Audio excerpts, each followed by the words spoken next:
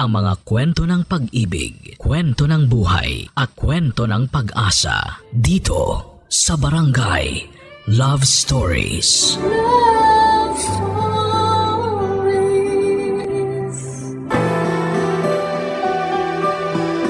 Maraming pamilya ang nahihirapang tugunan ang kanilang mga pang-araw-araw na pangangailangan.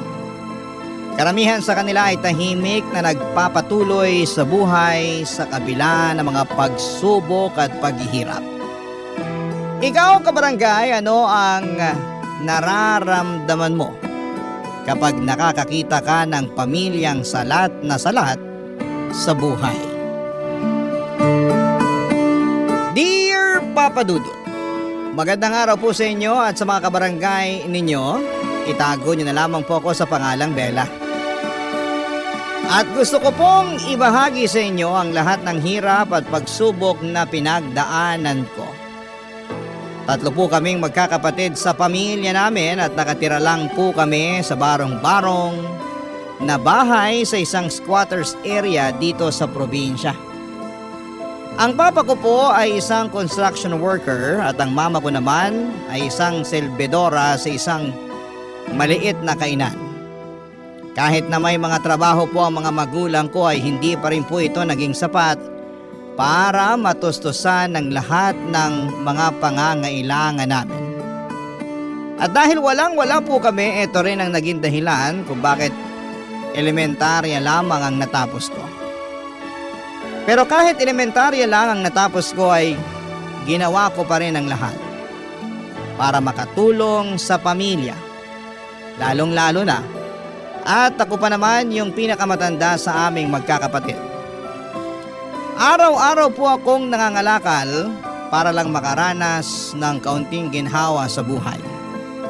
Pero sa araw-araw na ginawa ng Diyos ay hindi naging sapat yung pangangalakal para umasenso kami sa buhay.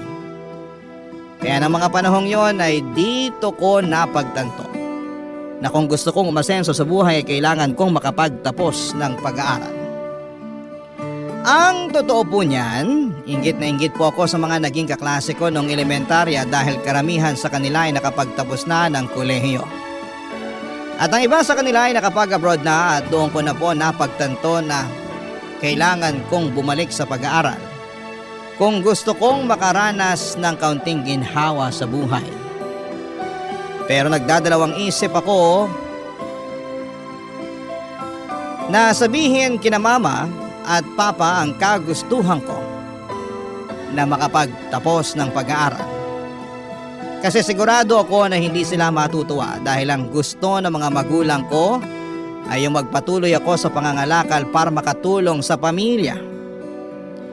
Pero habang tumatagal, Papa Dudut, ay mas lalo akong nalalapit sa masaklap na katotohanan na walang magandang buhay na patutunguhan ang pangangalakal ko.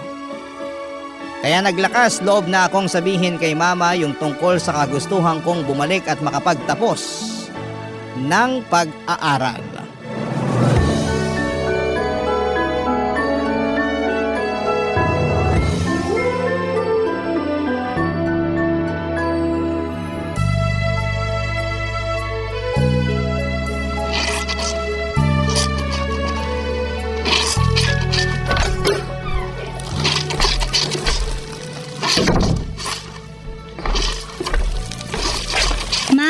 Ba't naglalaba pa kayo? Gabing-gabi na.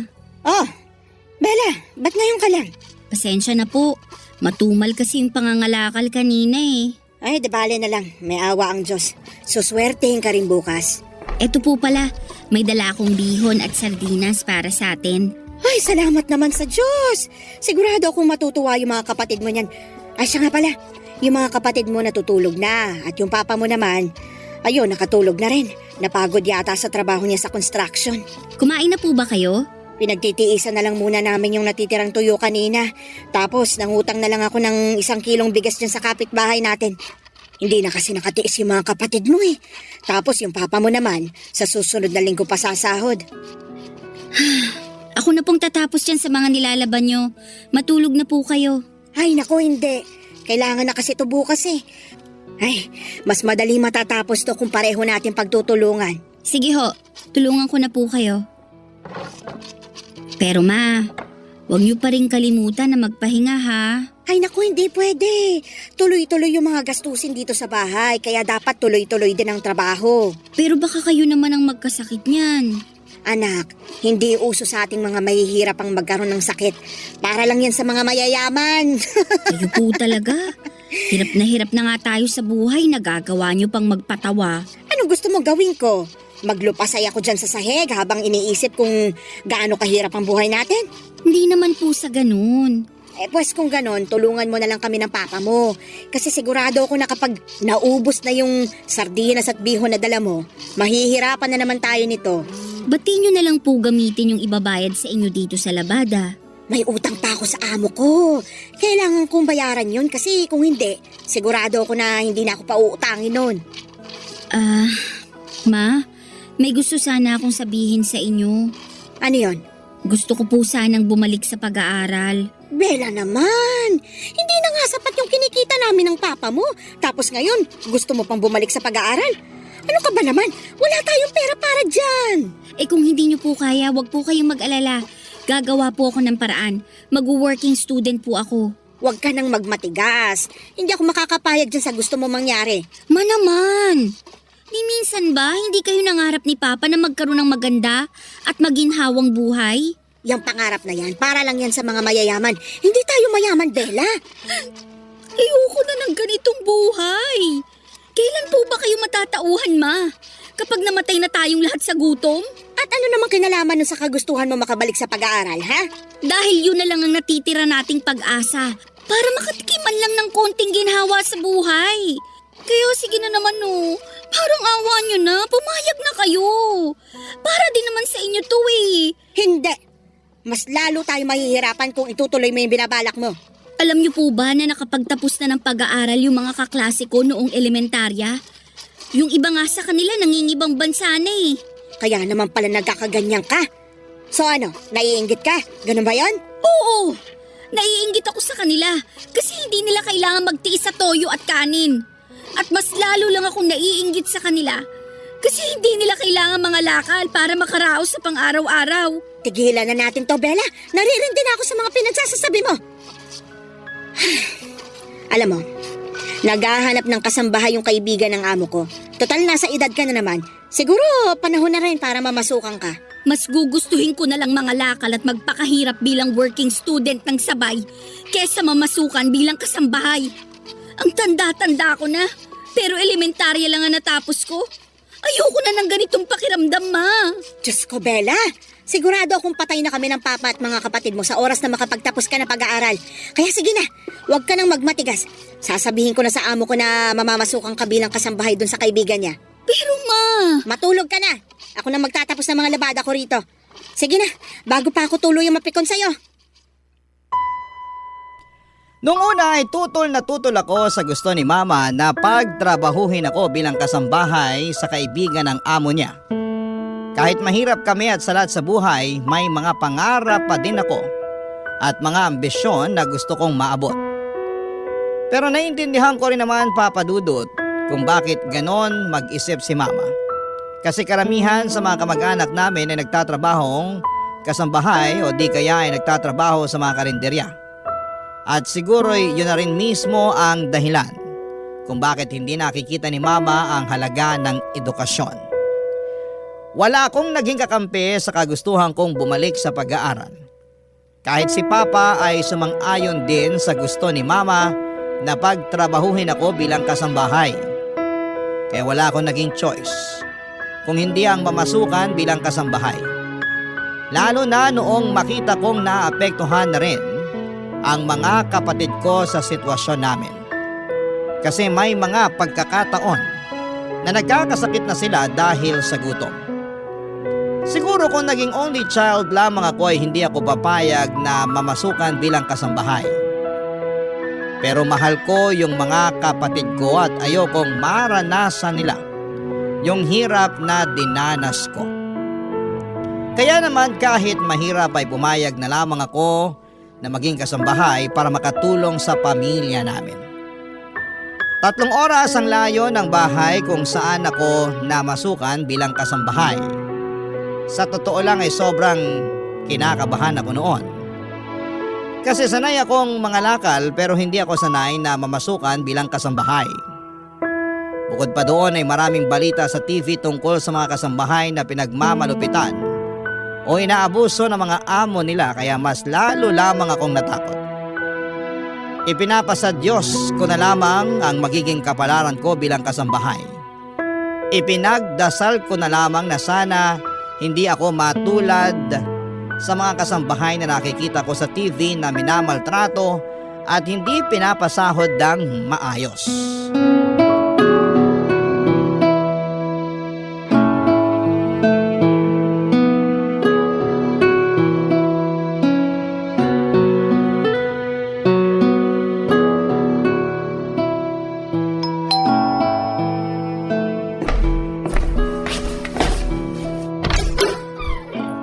Ikaw na ba yung kasambahay na pinadala ng kakilala ko? Ikaw ba si Bella? Opo. Ay nako, halika Iha, pasok ka. Sige po, salamat. Dito tayo sa sala. Maupo ka. Ang laki-laki po pala nitong bahay ninyo. Ay oo, pero wag ka mag-alala kasi dalawa lang naman tayo dito sa bahay. Patay na kasi yung asawa ko. Tapos yung anak ko naman may pamilya na sa ibang bansa. Ganun po ba? Huwag po kayong mag-alala kasi makakaasa po kayo na gagawin ko ng maayos ang trabaho ko dito. Mabuti naman kung ganon. Mukhang mapagkakatiwalaan ka naman eh. Ako nga pala si Minda. Nice to meet you po, Ma'am Minda. Ano ka ba? Aling Minda na lang. Masyadong nakakailang naman yung ma'am. Sige po, Aling Minda. Mukhang mahiyain kang bata, no? Siguro first time mo mamasukan bilang kasambahay. Opo. Pero wag po kayong mag-alala kasi sanay na sanay po ako sa mga gawaing bahay. Nga pala Iha, may tatanong ako sa'yo. Pero sana magsabi ka sa akin ng totoo ha. Bakit? Ano po yun? Menor de edad ka pa ba? Kasi kung ganun, hindi kita matatanggap. Ay nako, Aling Minda, hindi po. Mukha lang po akong bata pero nasa edad na po ako. Mabuti naman. Siya nga pala, marunong ka bang magluto? Opo. Marunong ka rin bang maglaba? Naku po, kahit anong ipagawa niyo sa akin, kayang-kaya ko po yan. Mukhang sanay ka nga talaga sa gawaing bahay. Nga pala, ibigay mo na rin sa akin yung cellphone number mo para makontak kita kung sakaling aalis ako ng bahay. Bakit? May problema ba? Wala po kasi akong cellphone eh. Seryoso ba? Opo, kapos kasi sa budget eh. Naku, kawawa ka naman pala. Teka lang ha, diyan ka lang. May kukunin lang ako sa drawer.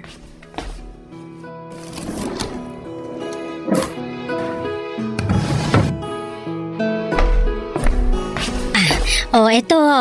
Aling Minda, para saan po tong cellphone? Sa'yo na yan. Seryoso po kayo? Oo, bigay sa akin ng anak ko yan. Matagal nang nakatambak yan sa drawer ko eh. At matagal-tagal ko na rin hindi nagagamit. Kaya sige na, wag ka nang mailang. Tanggapin mo na. Naku, salamat po talaga dito ha. Wag po kayo mag-alala. Pagtatrabahuhan ko po ang ipambabayad ko dito. Ano ka ba naman? Wag na. At least ngayon may magagamit ka na para matawagan mo rin ang pamilya mo kung sakasakali. Wala din po kasing cellphone sina mama eh. Pero di bali na lang po kasi nagbabalak na naman na akong ibili ng mumurahing cellphone si mama kapag sumahod na ako. Nakakatuwa naman.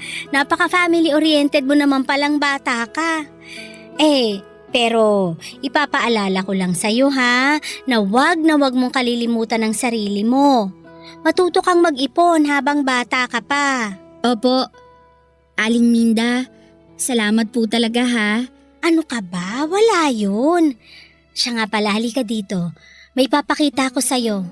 Dalin mo na rin yung mga gamit mo. Sige po.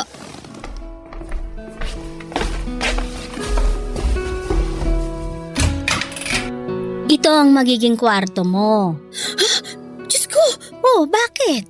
Hindi mo ba nagustuhan? Ang laki naman po ng kwarto. Ang totoo po niyan, mas malaki pa tong kwarto kaysa sa buong bahay namin eh. Aling Minda, nakakailang naman po kung dito po ako matutulog. Sa sala na lang po kaya ako. Ano ka ba naman? Sa tingin mo ba talaga patutulugin kita sa sala? Oh, bakit ka umiiyak? Wala po. Sobrang saya ko lang talaga. Ikaw talaga? Nga po pala, sisimulan ko na yung mga gawain dito. Nako, ipagpaliban mo na muna yan. Alam kong pagod ka sa biyahe, kaya magpahinga ka na lang muna. Sa makalawa ka na magsimula, okay? Papa Dudut, sobrang saya ko talaga noong araw na yon. Parang nanalo ako sa loto dahil sobrang bait at maalaga ni Aling Minda sa akin. Doon ko rin po na-realize na kahit mahirap kami ay may awa pa rin pala ang Diyos sa amin. Kahit na hindi ko pa natutupad ang pangarap ko makatapos ng pag-aaral ay ramdam ko na panalo na ako sa buhay dahil hindi nagkulang si Aling Minda sa akin. Hindi niya ako trinato bilang kasambahay, kundi parang anak na rin niya. Patay na kasi ang asawa niya at yung anak niya ay may sarili ng pamilya sa Canada. Kaya lahat ng pagmamahal at atensyon niya ay ibinuhos na niya sa akin. Pero kahit sobrang bait ni Aling Minda sa akin, minsan ay hindi ko inabuso ang tiwala at pagmamahal na ibinibigay niya. Kahit na paminsan-minsan ay nagiging spoiled na ako, kay Aling Minda ay palagi kong sinisiguradong nagagawa ko ng maayos ang lahat ng gawaing bahay. Pinapanatili kong malinis ang bahay at minsan ay hindi ko pinapahirapan o binibigyan ng sakit sa ulo si Aling Minda. Noong sumahod na ako ay sobrang natuwa ako dahil dinagdagan pa niya yung pera na ibinigay niya sa akin. Agad-agad ko po itong pinadala kay Mama yung sahod ko para makabili siya ng murang cellphone. At para na rin may pangtustos siya sa iba pa naming pangangailangan sa bahay. Sa totoo lang, Papa Dudut, naisip ko na kung si Aling Minda ang naging tunay kong ina, siguro'y mas maayos at mas naging komportable ang buhay ko kasi hindi niya ako kailanman pinabayaan. Palagi niyang sinisiguradong nakakain ako ng maayos at nakakakuha ng sapat na pahinga. Samantalang si Mama madalas ay tumatawag lamang sa akin para manghingi ng pera. Papa Dudut. Barangay Love Stories. Barangay Love Stories. Habang tumatagal ay mas lalo ko lang nararamdaman na wala nang pakialam si Mama sa akin. Dati nagagawan niya pa akong tawagan para kumustahin. Pero ngayon ay tumatawag na lamang siya kapag sumasahod ako para humingi ng pera. At ganon din si Papa. Wala akong magawa kasi hawak nila Mama at Papa ang mga kapatid ko. At kung hindi dahil sa mga kapatid ko, sigurado akong matagal ko nang pinutol ang ugnayan ko sa sarili kong mga magulang. Isang araw ay dumalaw ako sa bahay namin at sobrang nalungkot ako nang makita ko ang mga kapatid ko na tinitipid at kinakain yung toyo at kanin. At mas lalo lang akong naiyak nang malaman ko na ginagamit pala nila Mama at Papa yung perang pinapadala ko para sa amin sa pagtaya sa loto. Nag-away lang kami ng mga magulang ko noong araw na yon at umalis ako ng bahay namin na sobrang bigat ng kalooban. Sobrang naaawa ko sa mga kapatid ko kasi pakiramdam ko ako na lang talaga ang pag-asa nila. Simula noon ay wala namang ginawa sina Mama at Papa kundi ang sanayan sila sa hirap ng buhay. Hindi nga nila pinag-aaral yung mga kapatid ko. Napagtanto ko rin na hindi sapat na magkasama lang kayo bilang pamilya. Ano ang silbi ng isang buo at kumpleto na pamilya kung puro hirap lang naman ang pinagdadaanan nyo? Pinili ko na lang itago yung sama ng loob ko kina Mama at Papa. Napagtanto ko rin na mas makakabuti para sa akin kung itutuon ko na lang ang atensyon ko sa mga gawaing bahay para hindi ko masyadong naiisip yung sitwasyon ng pamilya ko. Pero habang tumatagal ay mas lalo lamang akong nahihirapang itago ang totoo kong nararamdaman.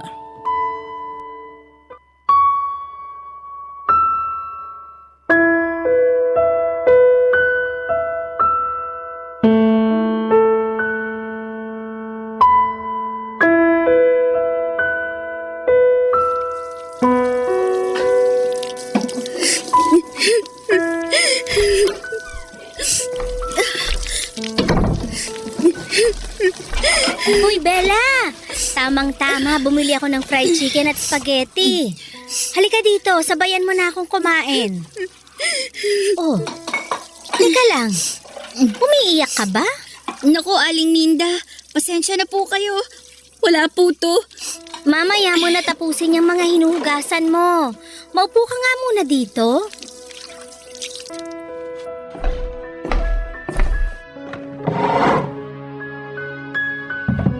Bella, iha, tapatin mo nga ako. May problema ka ba? Pasensya na po talaga kayo, Aling Minda. Okay lang po ako.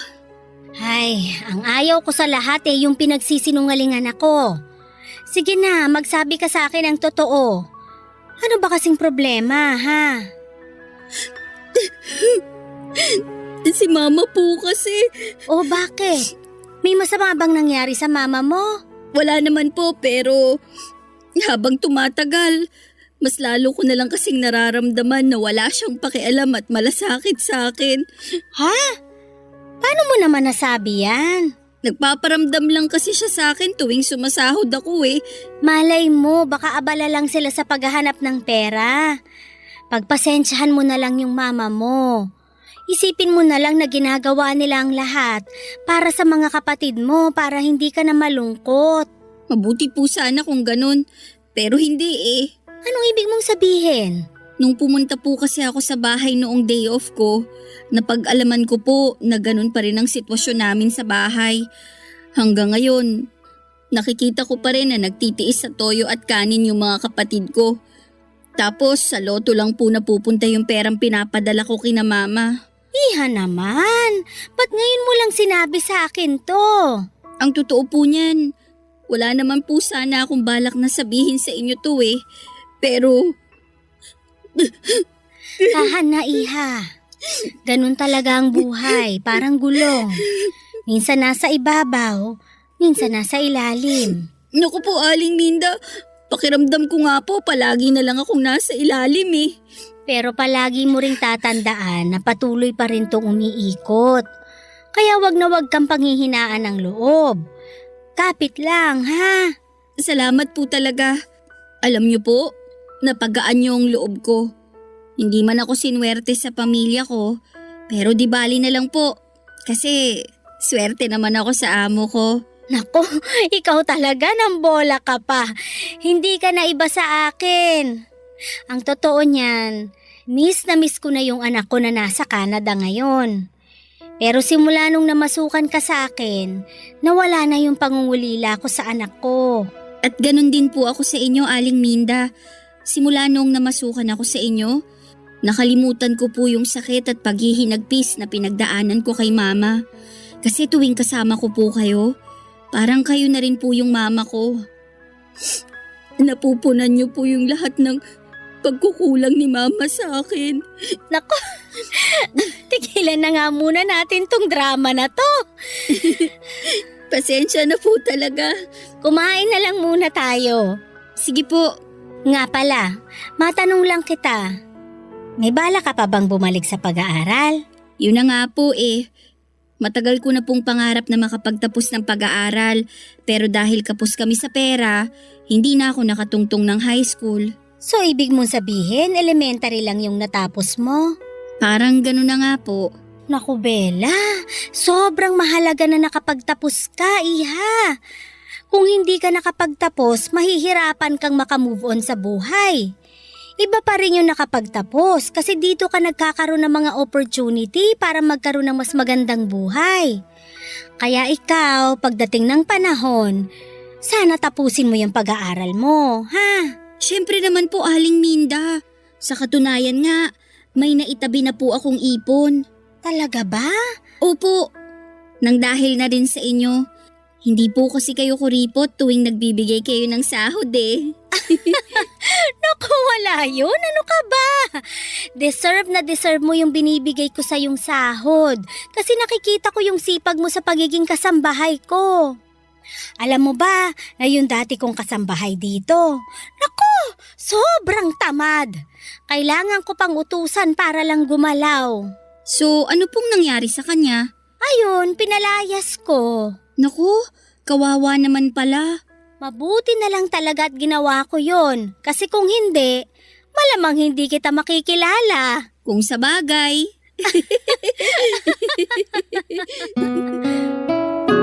Nagpatuloy yung mga masasayang moments namin ni Aling Minda noong mga panahong yon, Papa Dudut.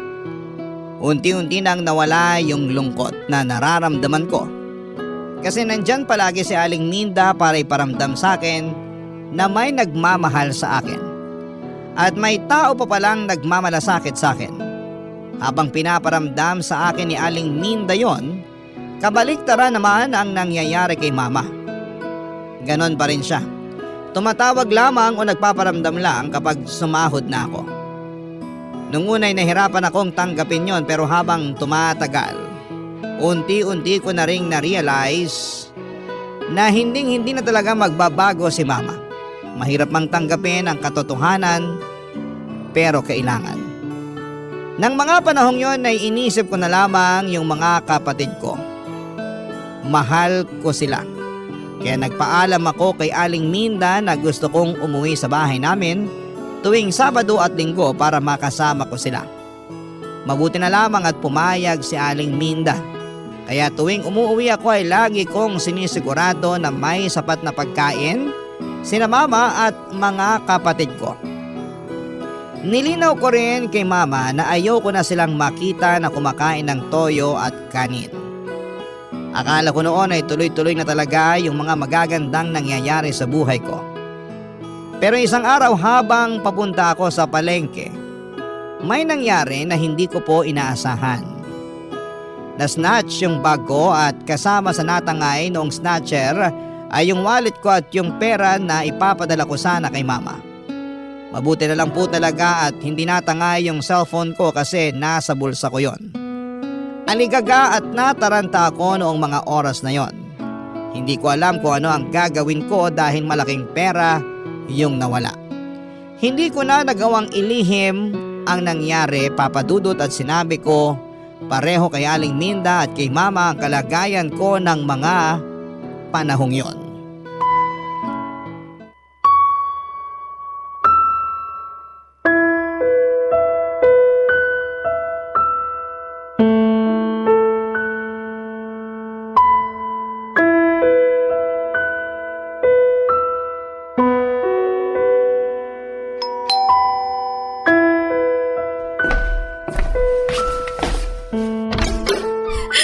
Bella! Kuya! Ano nangyari sa'yo? Bakit ka umiiyak? At ba't mukhang takot na takot ka?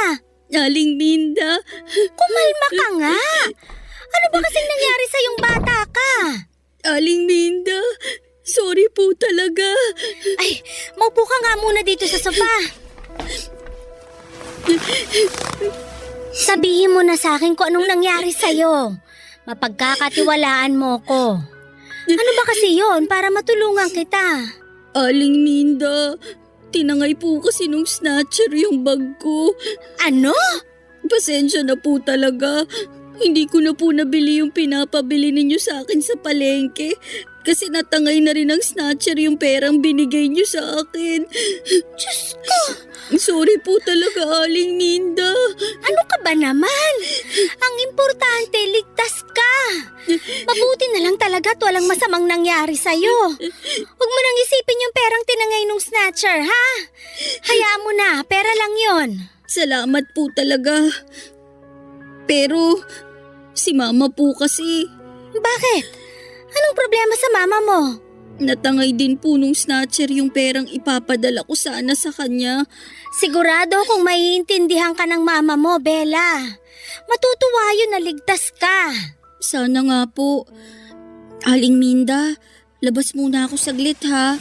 Tatawagan ko lang si Mama. O sige.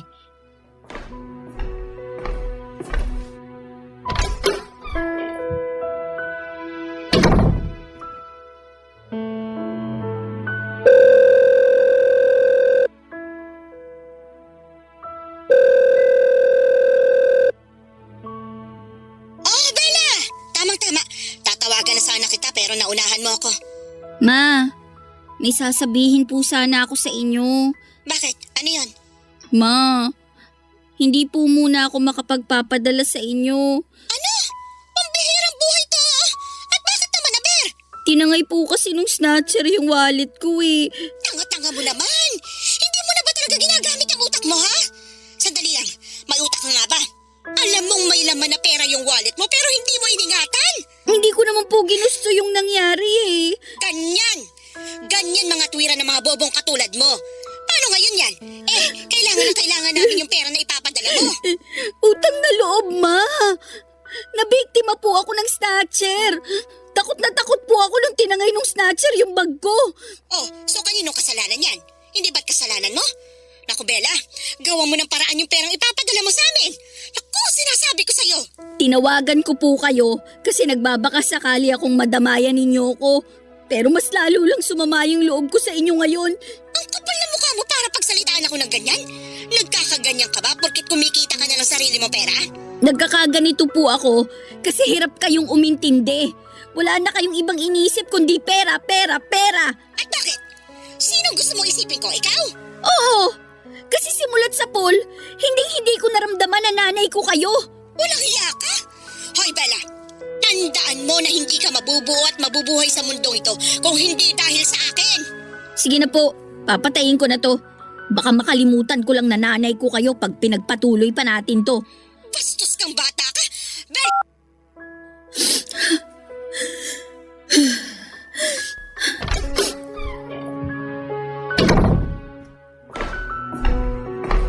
Oh, Bella, ba't namumulay ang mga mata mo? Pasensya na po kayo, Aling Minda. Huwag niyo na lang po akong intindihin. Siguro hindi naging maganda yung usapan niyo ng mama mo, no? Nako, huwag kang mag-alala. Pahihiramin na lang muna kita ng pera para may maipadala ka sa mama mo. Huwag na po, Aling Minda. Sigurado ka ba? Opo. Masyado na po kayong maraming naitulong sa akin. Ang kapal naman po ng mukha ko kapag tinanggap ko pa yung inaalok nyo. Sige, pero ganito na lang ha. Bibili tayo ng mga groceries para may maibigay ka sa mga kapatid mo ngayong weekend pag uwi mo. Okay na ba yon? Aling Minda, maraming salamat po talaga. Ano ka ba naman? Maliit na bagay. Hindi ko po talaga alam kung anong gagawin ko kapag wala kayo. At hindi ko rin alam kung anong gagawin ko kapag may nangyaring masama sa'yo. Basta simula ngayon magdodoble ingat ka na, ha? Opo. Nang mga panahong yon, Papa Dudut ay napapagaan pa ni Aling Minda ang nararamdaman ko. Pero habang tumatagal ay hindi na naging sapat yung pagdamay sa akin ni Aling Minda. Kasi tuluyan na akong kinain ng depression. Nung una'y nagagawa ko pa ng maayos ang mga gawaing bahay. Pero habang tumatagal, unti-unti na akong nawawala ng gana sa buhay. Pero kahit na sobrang bigat na ng nararamdaman ko, pinilit ko pa rin na magtrabaho. Pero bigla-bigla na lamang akong napapaiyak ng walang dahilan. At habang tumatagal ay napagtanto ko na malalim at matindi ang sugat na iniwan ni Mama sa puso ko. Isang sugat na hindi niya kailanman maiintindihan. Dumating din sa puntong hindi na ako dumadalaw sa bahay namin kasi pakiramdam ko. Kapag nakita ko pa ang pamilya ko ay lalo lamang akong malulubog sa lungkot at depression. Nakokonsensya din ako kapag naiisip ko yung mga panahong yon kasi alam kong napabayaan ko ang mga kapatid ko dahil lang sa hindi namin pagkakaintindihan ni Mama. Tuwing day off ko ay nasa kwarto na lamang ako natutulog kasi pakiramdam ko ay nawala na ng saysay ang buhay ko. At dahil halos araw-araw na lamang akong nasa bahay ni Aling Minda, napansin niya na unti-unti na akong nagbago. Sa simula ay palagi kong sinasabi na ayos lamang ako na wala akong problema. Pero habang tumatagal, mas lalo na akong nahirapan na ilihim ang nararamdaman ko. Unti-unti nang bumigat ang loob ko at hindi ko na maitago ang lungkot at sakit sa puso ko. Dahil dito, Papa Dudut, hindi na rin napigilan ni Aling Minda na mag-alala sa akin. Barangay Love Stories. Barangay Love Stories. Sinabi ko kay Aling Minda na magre-resign na lamang ako bilang kasambahay kasi hindi ko na talaga nagagawa ng maayos ang trabaho ko dahil sa depression. Pero hindi pumayag si Aling Minda. Sa halip na paalisin ako ay binigyan niya ako ng 2 linggo para makapagpahinga ng maayos. Binigyan pa niya ako ng sapat na pera at sinabi niyang baka panahon na para bumalik ako sa bahay namin para ayusin ang mga hindi pagkakaintindihan namin ni Mama. Ang sabi niya, yun lang daw ang makakatulong para mawala yung nararamdaman kong lungkot at depression. Pagkalipas nga ng ilang araw, pumunta na ako sa bahay namin. Sobrang nagulat ako nang makita na mas lumala pa pala ang sitwasyon. Napansin kong nangangayayat na ang mga kapatid ko at ang mas malala pa diyan. Ako ang sinisisi ni Mama dahil hindi daw ako nakapagpadala ng pera. Sinabi ko kay Mama na handa akong isantabi ang mga alita namin at magpapadala ako ng pera ng regular para sa mga pangangailangan ng bahay.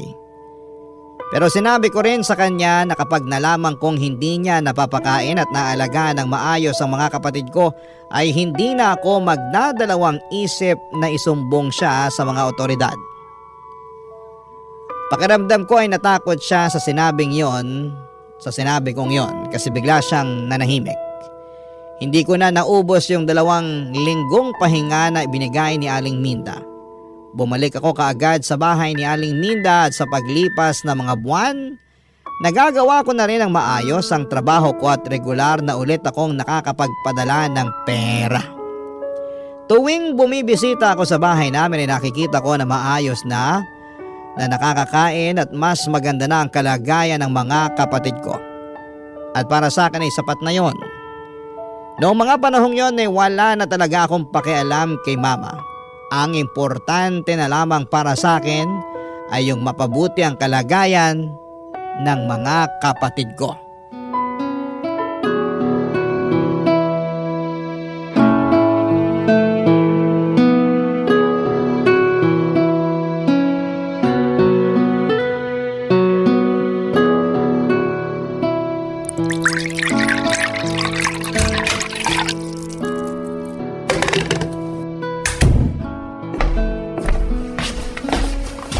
Aling Minda, good morning po. Good morning din sa'yo, Iha. Magkape po muna kayo. Maraming salamat. Gusto niyo po ba ng makakain? Pwede ko po kayong ipagluto. Wag na, okay na ako dito sa kape. Sige po, balikan ko na lang po kayo. Tatapusin ko na muna yung mga labada. Sandali lang, maupo ka muna dyan. Bakit po? May kailangan po ba kayo? Mamaya mo na tapusin yung mga labada. Mag-usap muna tayo. Sige po. Kamusta na kayo ng mama mo? Okay naman po kami. Napansin ko rin na maayos nang nakakakain ng mga kapatid ko. Natakot ata nung pinagbantaan ko siya na isusumbong ko siya sa mga otoridad kung hindi niya aayusin yung pag-aalaga sa mga kapatid ko. Tama yan. Yung mga kapatid mo na lang munang pagtuunan mo ng pansin nang sa ganon, hindi ka mabaliw sa kakaisip dyan sa mama mo. Kaya nga po eh. Nga po pala, Aling Minda, gusto ko po sanang humingi ng tawad sa inyo. Oh, bakit naman? Kasi naging pabigat ako sa inyo noong mga panahong nagkaroon ako ng depression. Bella, ni minsan hindi ka naging pabigat sa akin. Yan ang palagi mong tatandaan. Maraming salamat po talaga. Siya nga pala, anong grade na yung mga kapatid mo? Hindi po kasi nag-aaral yung mga kapatid ko eh. Ano? Seryoso ba? Opo. Kasi sigurado akong mahihirapan lang kami ni Mama kapag sabay-sabay namin silang pinag-aral ngayon. Pero wag po kayong mag-alala kasi pinag-iipunan ko na po yun. Pangarap ko po talaga na makapagtapos kaming lahat ng pag-aaral balang araw. Kawawa naman pala. Ay. Bella, may gusto akong ialok sa'yo. Ha? Ano po yun? Gusto kong bumalik ka sa pag-aaral. At ako na ang sasagot sa lahat ng gastusin mo. Ano po? Seryoso po ba kayo? Oo naman. Mabait at matalino kang bata, Bella. At deserve na deserve mo yung ganitong klaseng oportunidad. Maraming salamat po talaga, Aling Minda. Ang dami-dami niyo na pong naitulong sa akin. Hindi ko na po alam kung paano ko pa kayo pasasalamatan. Basta ipangako mo sa akin na pagbubutihin mo yung pag-aaral mo, ha? Opo, Ano ba naman yan? Huwag ka na ngang umiyak. pasensya na po talaga. Tapos, ipangako mo rin sa akin na kapag nakapagtapos ka na ng pag-aaral, tutulungan mo rin ang mga kapatid mo na makapagtapos hanggang sa makakaya mo, ha? Pangako po yan. At habang buhay ko rin pong tatanawin na utang na loob sa inyo. Hindi ko po makakalimutan to, Aling Minda. Nagdrama pa. Basta nandito lang ako kung kailangan mo ng tulong, okay? Huwag po kayong mag-alala, Aling Minda. Kapag nakapagtapos na ako, makakaasa po kayo na susuklian ko lahat ng kabutihan niyo sa akin. Sapat na sa akin yung nakikita kong masaya ka at nagtatagumpay sa buhay. Pero, Aling Minda, Ano yon? paano po kung hindi ko kayanin? Paano po kung hindi ako magtagumpay? Ano bang pinagsasabi mong bata ka? Ang totoo po niyan, kinakabahan po ako. Elementary lang po kasi ang natapos ko. Bella, makinig ka. Nakikita ko kung gaano ka kasipag. Sa tingin mo ba pag-aaralin kita kung sa tingin ko hindi mo kakayanin? Kaya wag na wag kang panghihinaan ng loob. Kayang-kaya mo yan. Ano ba naman yan? Tama na nga yung kakaiyak mo. Mauubusan ka na ng luha niyan eh. Yun na po ang pinakamasayang araw ng buhay ko, Papa Dudut. Nagsimula na po akong mag-enroll sa high school at tuwing uwian at tuwing wala po akong pasok ay patuloy pa rin po ako na naninilbihan kay Aling Minda. Sobrang bait niya talaga kasi kapag napapansin niya na pagod ako sa pag-aaral ay pinapayuhan niya ako na magpahinga muna. Pero pinilit ko po talaga na gawin ng maayos ang mga gawaing bahay habang nag-aaral kasi tinuturing ko po na malaking utang na loob ang pagpapaaral sa akin ni Aling Minda. Ang totoo po niyan ay sobrang nakakailang po noong unang araw ko sa eskwela kasi halatang halata na ako yung pinakamatanda sa klase namin. Pero habang tumatagal ay napagtanto ko na iba-iba ang takbo ng buhay nating lahat at hindi ko kailangang ikumpara ang sarili ko sa ibang tao. Natutunan kong maging matatag at magtiwala sa sarili kahit na medyo iba yung landas na tinatahak ko kumpara sa mga naging kaklase ko. At isa pa, Papa Dudut, hindi nawala yung kontrabida kong nanay kasi mas lalo lang siyang nagalit noong napag-alaman niya na babalik na ako sa pag-aaral.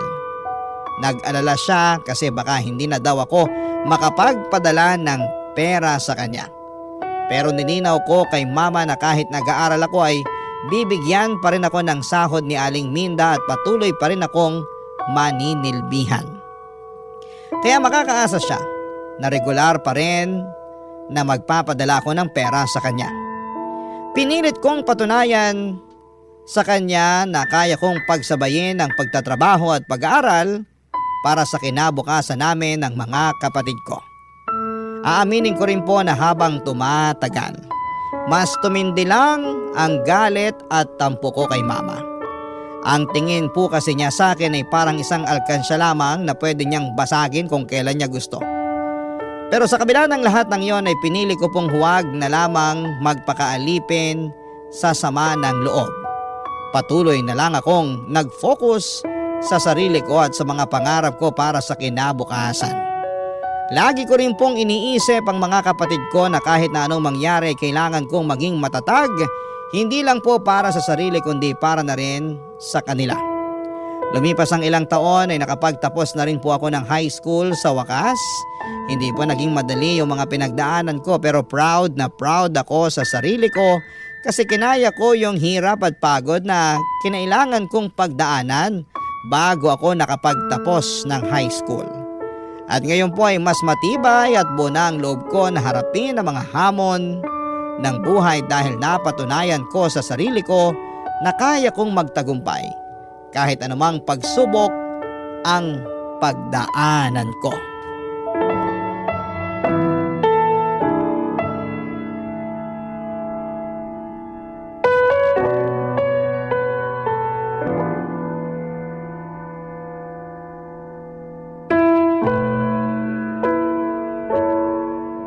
Bella, iha! Congratulations! Thank you po, Aling Minda. Ilang araw na lang at makakagraduate ka na ng high school. Hindi ko po akalain na darating pa ang araw na to. Pero eto na, mangyayari na siya sa wakas. Proud na proud ako sa'yo, iha. Oh, teka lang, huwag kang iiyak ha. Baka mamaya magdrama ka na naman dyan, kilala kita. At dahil dyan, magse-celebrate tayo. Ho? Magbihis ka, kakain tayo sa mamahaling restaurant. Naku po, wag na. Mapapagastos lang po kayo niyan eh. Ano ka ba? Huwag mo na ngang isipin yan. Basta magbihis ka na dyan, babalikan kita, okay? Ay, sige po. Dapat pagbalik ko nakabihis ka na, ha? Oh, maiwan muna kita sandali.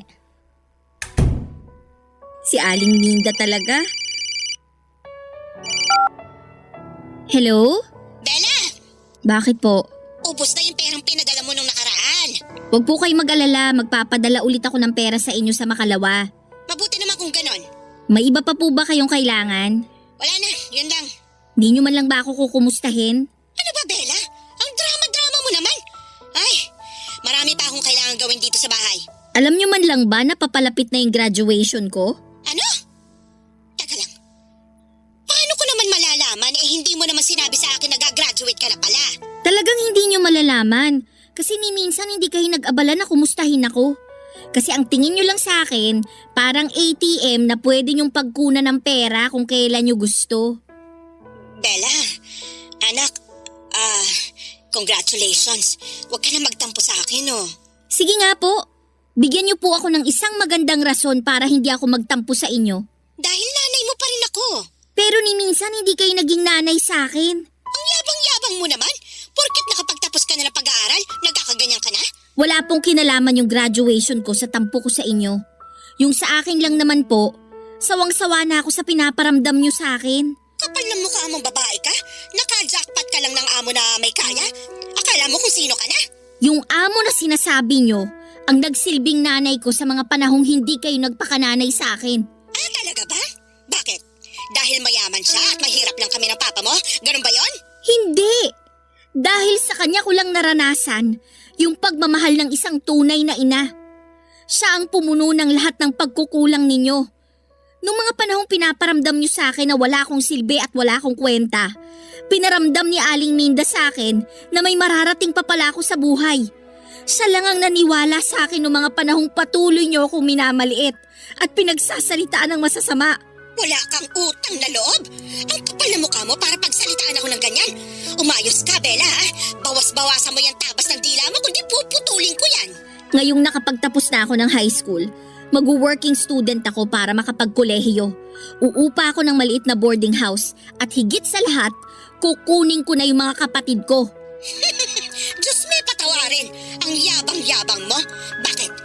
Kaya mo na bang buhayin ang mga kapatid mo, ha? Sigurado akong mahihirapan ako sa gusto kong mangyari. Pero hindi ako makakapayag na gawin nyo sa mga kapatid ko yung ginawa nyo sa akin. Kaya gagawin ko to ng paraan hanggat sa makakaya ko. At bakit? Ano bang ginawa ko sa'yo, ha? Diyos ko ma, ginawa nyo akong alkansa at paulit-ulit nyong binabasag. Nanay mo ako at anak lang kita, kaya dapat lang. Matanong nga kita ma, kailan mo ba ako huling kinumusta? Kailan ba yung huling nagtanong ka kung okay lang ba ako? Kailan yung huling tumawag ka na hindi binabanggit ang tungkol sa pera? Kailan?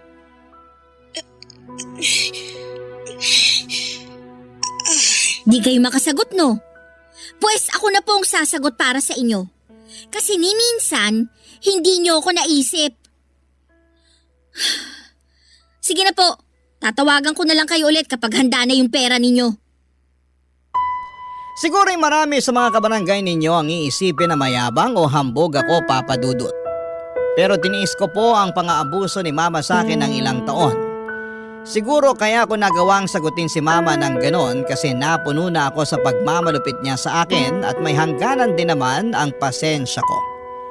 Pero sa puntong ito ay handa na akong manindigan at ipagtanggol ang sarili ko laban sa mga taong umaabuso sa akin. Lumipas ang ilang araw at sa wagas ay nakapagtapos na rin po ako ng high school. Si Aling Minda ang umakyat sa entablado para isabit sa akin ang medalya ko. Sobrang saya ko po noong araw na yon at makalipas ang ilang linggo, sinabi ko kay Aling Minda ang kagustuhan ko na makapagkolehiyo. Umupa ng maliit na murang boarding house, maging working student at higit sa lahat ay kunin ng mga kapatid ko. Noong una ay sobrang nagulat si Aling Minda dahil alam niyang hindi ito magiging madali kasi hindi naman daw kalakihan ang allowance na natatanggap ng mga working student at sigurado din siya na may hirapan lamang ako sa pag-aaral ko kung maghahanap pa ako ng additional income. Kaya makalipas ang ilang araw, inalok ako ni Aling Minda na handa raw siyang tulungan ang mga kapatid ko. Nung una ay tumanggi ako pero nagpumilit siya hanggang sa pumayag ako. Napagkasunduan namin ni Aling Minda na kapalit ng pagpapatira niya sa amin ng mga kapatid ko sa bahay niya ay patuloy pa rin ako na maninilbihan sa kanya kahit na nagwo-working student ako. Ngayon po ay nasa kolehiyo na ako at nag-aaral sa kursong Mass Communication. Ang mga kapatid ko naman ay pinag-aaral na din ni Aling Minda at para makabawa ay sinisigurado kung palaging maayos at malinis ang bahay. Sobrang saya ko dahil mukhang nagkakasundo si Aling Minda at ang mga kapatid ko. Siguro hindi na siya nagdalawang isip na kupkupin sila dahil hanggang ngayon ay nangungulila pa rin siya sa anak niya na nasa Canada. At nang kinuha ko ang mga kapatid ko kay Bama, hindi na po siya tumanggi. Siguro ay alam na niya na mas magiging magaan ang buhay nila ni Papa kung wala na silang pinapakain. Kaya pumayag din sila na kunin ko ang mga kapatid ko. Hanggang ngayon ay wala pa akong kontak kina Mama at Papa at wala rin akong balak na kausapin sila. Panahon na lamang ang magsasabi kung kailan ko sila muling mapapatawad. Papa Dudut, dito ko na muna tatapusin ang kwento ko at maraming salamat po at binigyan ninyo ako ng pagkakataon na maibahagi sa inyo at sa mga kabarangay ninyo ang pinagdaanan ko. Ang inyong forever kapuso at kabarangay, Bella. Kwentuhan naman tayo dito sa comment section.